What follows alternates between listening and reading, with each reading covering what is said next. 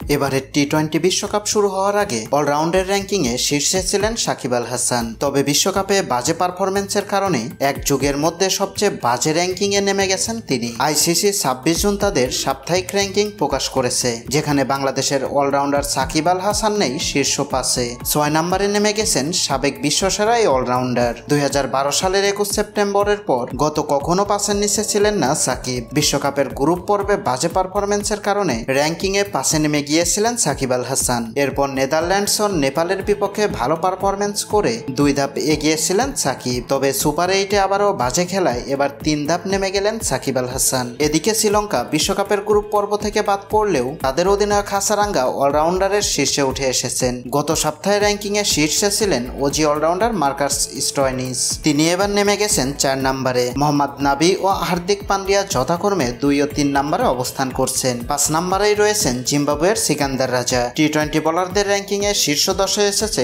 বেশ কিছু পরিবর্তন। শীর্ষস্থান আদিল হাসান ধরে রাখলেও 2 ধাপে গিয়ে র্যাঙ্কিংয়ে 2-এ উঠে এসেছেন আফগান অধিনায়ক রশিদ খান। 3-এ রয়েছেন হাসারাঙ্গা। আর 3 ধাপে গিয়ে 4 নম্বরে উঠে এসেছেন অস্ট্রেলিয়ার জর্জ হ্যাজেলউড। আর 5 নম্বরে নেমে গেছেন ওয়েস্ট ইন্ডিজের আকেল হোসেন।